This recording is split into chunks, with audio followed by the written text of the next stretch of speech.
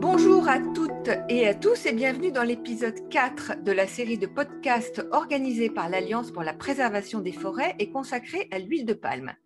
Aujourd'hui, nous allons parler des impacts de la culture de l'huile de palme sur les populations locales et j'ai le plaisir de m'entretenir de ce sujet avec Marcel Djama, anthropologue et chercheur au CIRAD. Bonjour Marcel Djama. Bonjour. Marcel Djama, nous allons nous concentrer sur la Malaisie et sur l'Indonésie qui représentent 80% de la production de l'huile de palme dans le monde. La culture de l'huile de palme a contribué à lutter contre la pauvreté rurale dans ces pays, mais elle a également eu des impacts négatifs sur les populations. Quels sont les 4 grands types de populations qui subissent les effets négatifs de la culture de l'huile de palme d'un point de vue social et environnemental? Donc, les catégories et les groupes sociaux qui sont impactés par le palmier sont les travailleurs, les ouvriers agricoles employés au sein de ces grandes plantations, les populations riveraines et en particulier les populations autochtones, les petits planteurs qui sont sous contrat avec ces grandes plantations et plus largement les populations urbaines et rurales qui ont eu à subir les pollutions atmosphériques entraînées par l'expansion de ces plantations. Alors justement, on va les prendre une à une. On va commencer par les communautés locales, rurales et urbaines. Vous parlez donc des impacts de la culture sur brûlis. Est-ce que vous pouvez nous en dire un petit peu plus et nous dire aussi s'il y a eu d'autres impacts? Ce sont donc les impacts liés aux feux de forêt qui se sont déroulés ces dernières années, mais qui sont récurrents et assez anciens. Donc, ce sont des feux de forêt qui sont liés en grande partie au défrichage à grande échelle de parcelles pour la mise en culture des palmiers à huile.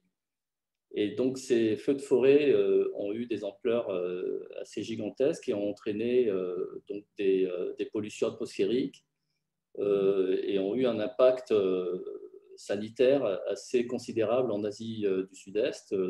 Et puis aussi des impacts économiques, parce que ces feux, par exemple, ont pu bloquer des activités économiques dans ces pays, ont bloqué le trafic aérien. Ah oui. Oui, tout à fait, dans de larges régions d'Asie du Sud-Est. Et donc, ce sont à la fois des impacts sanitaires et des impacts économiques et puis des désastres écologiques aussi. Depuis, des réglementations et des lois ont été mises en place. Voilà, et donc, il y a ce qu'on appelle des zero burning policies qui ont été mises en place notamment en Malaisie et en Indonésie pour interdire ce type de pratique. Est-ce qu'on peut limiter les dégâts environnementaux pour les populations locales? Il y a un ensemble de réglementations publiques d'abord qui existent dans ces pays, qui ne sont pas toujours respectées. Mais ces réglementations publiques, elles ont été doublées ces dernières années par des standards privés volontaires engagés mis en œuvre par les acteurs de l'industrie de l'huile de palme.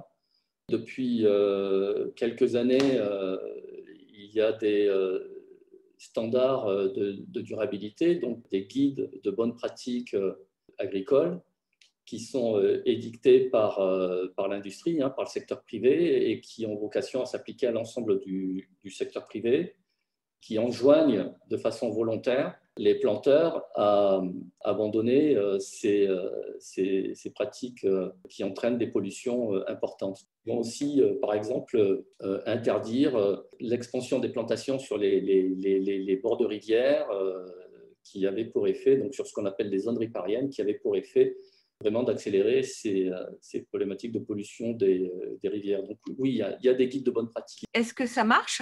Est-ce qu'on peut constater des améliorations ou pas? Alors, il y a du progrès, certain. Par exemple, en termes, on va dire, quantitatifs, à peu près 20% de l'huile de palme qui est produite sur le marché aujourd'hui est certifiée comme une huile de palme durable. Donc, en principe, elle est issue de plantations et d'huileries qui respectent ces principes et ces critères de bonne pratique agricole. Du progrès reste encore à faire. Voilà. En quelques années, depuis la mise en œuvre de ces dispositifs qui datent du début des années 2000, on a assisté effectivement à des changements assez importants. Mais voilà, une partie de l'industrie n'est toujours pas certifiée. Et puis ici ou là, on observe aussi régulièrement des atteintes assez graves en matière environnementale et en matière sociale. Donc tout à l'heure, quand on a fait la liste des communautés touchées par l'huile de palme, vous avez parlé des populations autochtones, donc là elles sont vraiment très locales. Est-ce que vous pouvez nous dire quels sont les problèmes spécifiques pour les peuples autochtones? La principale problématique, c'est d'abord la problématique des droits fonciers. Officiellement, les droits fonciers des populations autochtones ne font pas l'objet d'un statut particulier. Elles entrent dans le droit commun parce que l'Indonésie considère que l'ensemble des Indonésiens, à l'exception des Indonésiens d'ethnie chinoise, et que l'ensemble des Indonésiens sont des autochtones et que donc il n'y a pas une sous-catégorie particulière d'autochtones qui auraient droit à un statut juridique, notamment en matière d'accès au foncier ou de détention de droits fonciers qui serait particulier. En Malaisie, donc il existe des lois qui reconnaissent les droits fonciers des populations autochtones. Et donc là, les populations ont des droits fonciers coutumiers qui sont reconnus par la loi. Et donc les problèmes auxquels ces populations sont confrontées, c'est l'expropriation par des compagnies de plantation de leurs terres. Donc par diverses manipulations, ils sont expropriés sans que le consentement de l'ensemble des parties prenantes de ces droits coutumiers ait été engagé. Oui, parce que bon, de façon globale, l'impact sur les populations autochtones, c'est qu'on détruit leur habitat naturel, leurs habitudes sociales, alimentaires, culturelles. C'est ça le principal impact.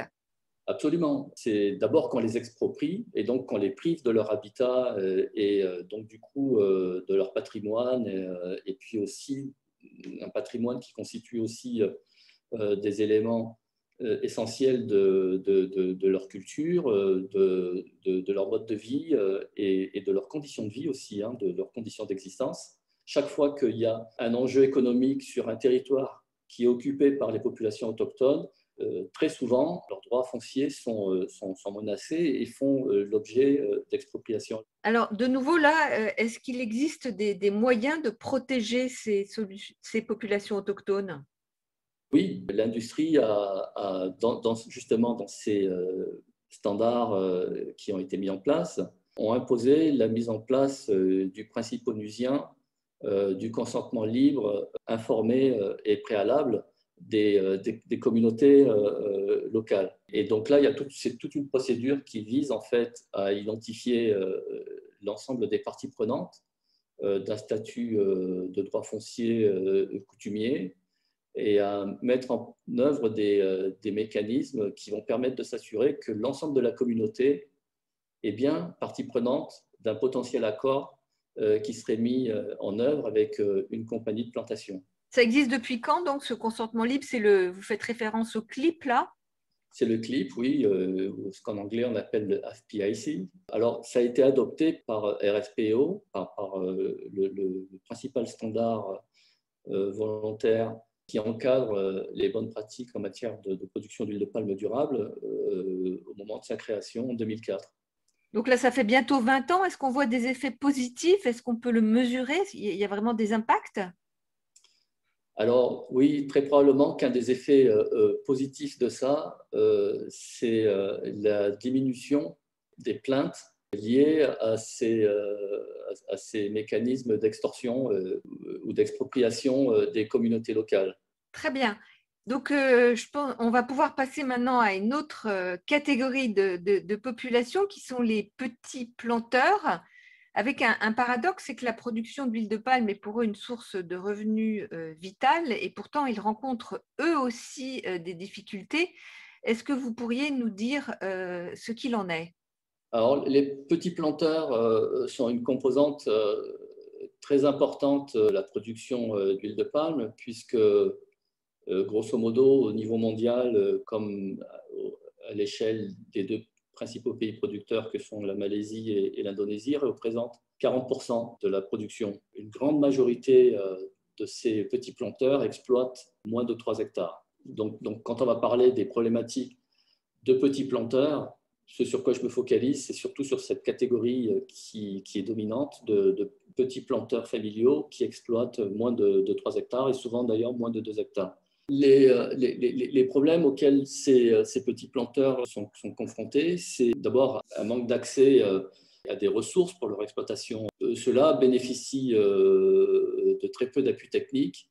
Ils bénéficient aussi d'un faible accès, par exemple, à du matériel végétal de bonne qualité. Ils ont peu ou pas accès à des intrants de bonne qualité ou à des appuis techniques qui leur permettraient d'avoir recours à des bonnes pratiques agronomiques. Et donc ça a un impact direct sur l'exploitation et les performances de leur système de production. Ils ont en fait des performances, et notamment des rendements qui sont très faibles et qui impactent leur revenus au final. Donc ils ont du mal à vivre de leur exploitation. Qu'est-ce qu'ils font pour essayer de s'en sortir ? Il y a plusieurs stratégies qui sont adoptées par les petits planteurs en fonction des conditions dans lesquelles ils sont, des ressources territoriales à leur disposition. La stratégie va être une stratégie de diversification, soit des systèmes de production, donc essayer d'avoir d'autres activités agricoles rémunératrices, soit diversifier les systèmes d'activité, c'est-à-dire faire de l'huile de palme et puis autre chose, un emploi à temps partiel à côté quand cela est possible. Est-ce qu'il n'y a pas aussi une tentation de déforester illégalement pour eux, pour améliorer leur rendement ? Alors, il peut y avoir ça. C'était la tentation de l'ensemble des acteurs de la filière pendant longtemps. Et les petits planteurs sont tentés aussi de faire ça. Et certains le font, certains l'ont fait, et certains continuent de le faire. Alors, aujourd'hui, c'est beaucoup plus difficile parce que c'est plus surveillé. Mais bien sûr, ça se pratique encore. C'est une tentation. Alors, il y a un gros effort de la part de la RSPO pour essayer d'enrôler les petits planteurs dans le programme de certification. Et donc, pour cela, ils ont d'abord adapté le standard, les principes et critères pour le rendre accessible et davantage conforme à la réalité des conditions de production de ces petits planteurs. Et puis, ils ont aussi essayé de prodiguer des aides, et notamment des aides financières, pour la mise en œuvre de ces certifications, donc en subventionnant, par exemple, les premières années, les petits planteurs, pour que ces coûts de certification ne soient pas pris en charge par eux-mêmes. Ok, donc il nous reste à aborder la quatrième catégorie de communauté, si je puis dire, qui est impactée par la production d'huile de palme. Et il s'agit tout simplement des ouvriers qui travaillent dans les plantations. Leurs conditions de travail ont été très souvent pointées du doigt, notamment par Amnesty International. Qu'est-ce qui se passe exactement? Quelles sont les perspectives? Pendant longtemps, cette dimension des conditions de travail dans les plantations a été un petit peu un angle mort des controverses qui étaient liées à l'huile de palme, qui se sont beaucoup focalisées sur les questions environnementales.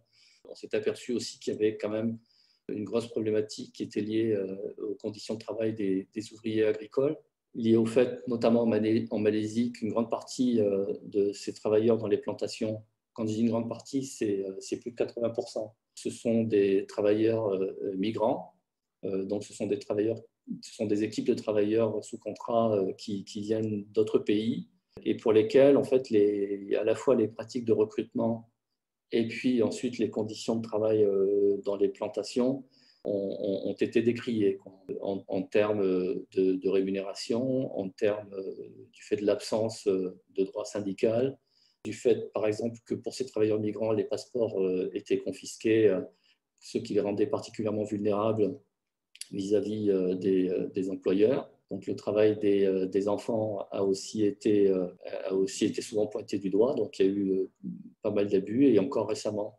autour de ces problématiques. Donc des atteintes assez graves quand même aux droits humains fondamentaux, au droit international du travail. Est-ce qu'il n'y a pas un problème particulier avec les femmes aussi?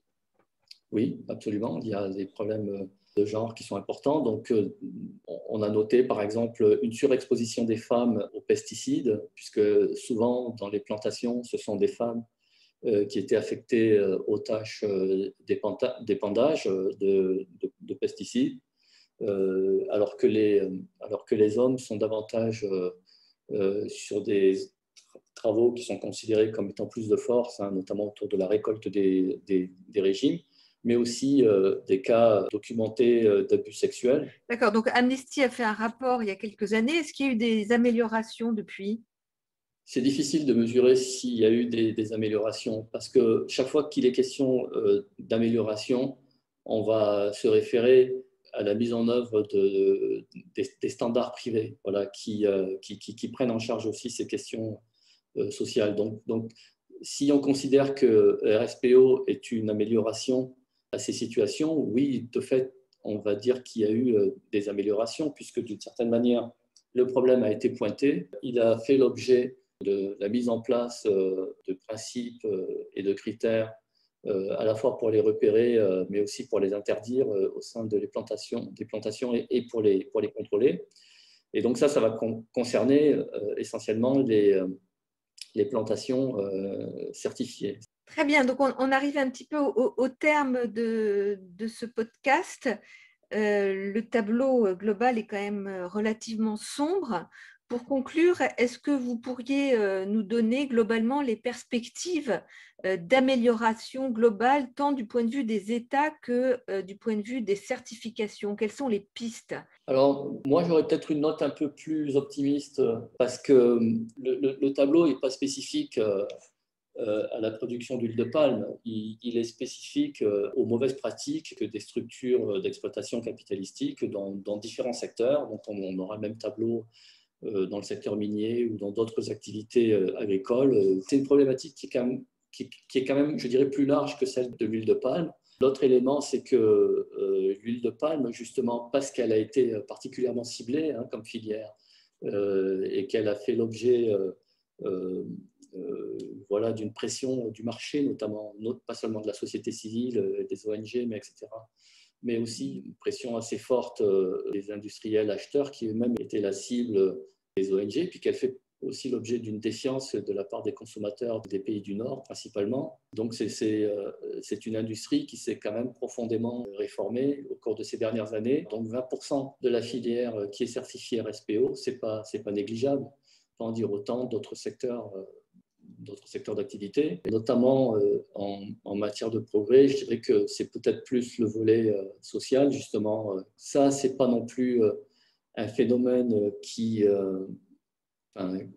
s'explique uniquement par les mauvaises pratiques des compagnies, mais ça met surtout en évidence la faiblesse des dispositifs de contrôle, en particulier la faiblesse des audits sociaux au sein des plantations. Le fait qu'il y ait peu d'auditeurs et peu d'auditeurs sociaux formés par rapport à l'ampleur de la tâche. Donc, ça veut dire des capacités de contrôle qui sont amoindries.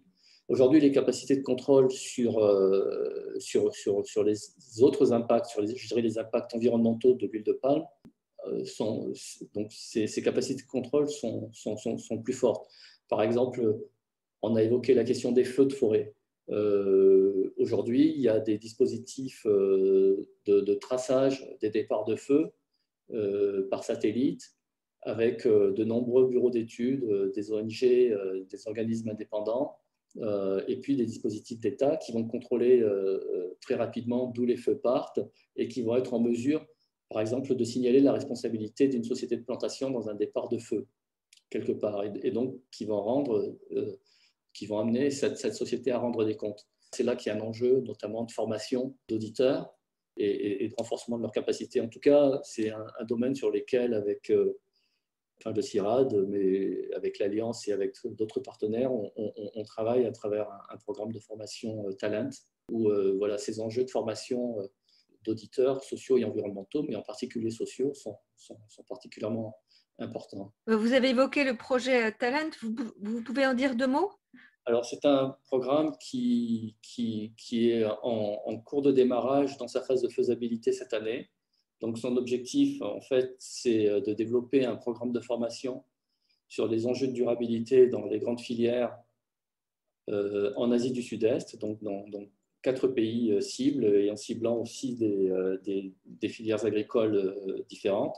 Donc, les pays cibles, c'est l'Indonésie, la Malaisie, le Vietnam et la Thaïlande aujourd'hui. Et donc, en particulier en Indonésie et en Malaisie, l'accent est mis sur la formation d'opérateurs du développement, mais aussi d'opérateurs des filières de l'huile de palme, qu'il s'agisse de responsables de plantation, de grandes plantations, mais aussi des programmes dédiés à la formation des petits planteurs. Et au-delà, je dirais, sur l'ensemble de l'écosystème de la filière, notamment de la formation d'acteurs qui vont aider au renforcement de la durabilité, en particulier ces auditeurs qui sont amenés à contrôler l'application des bonnes pratiques dans les plantations. Le projet Talent est financé par l'Agence française du développement et il est porté par le CIRAD, qui est le principal opérateur, avec des partenaires académiques en France et dans les pays associés au programme, donc des universités indonésiennes, malaisiennes, en Thaïlande et au Vietnam, aussi des acteurs de l'industrie et des filières dans ces pays. Et puis, on a un partenariat aussi très fort avec l'Alliance pour la préservation des forêts autour de ce programme. Marcel Djama, merci beaucoup pour toutes ces explications. Il me reste à dire au revoir à nos auditrices et à nos auditeurs et à bientôt pour le dernier podcast de la série qui aura pour sujet la consommation d'huile de palme en Europe et dans le monde. Marcel Djama, au revoir. Au revoir.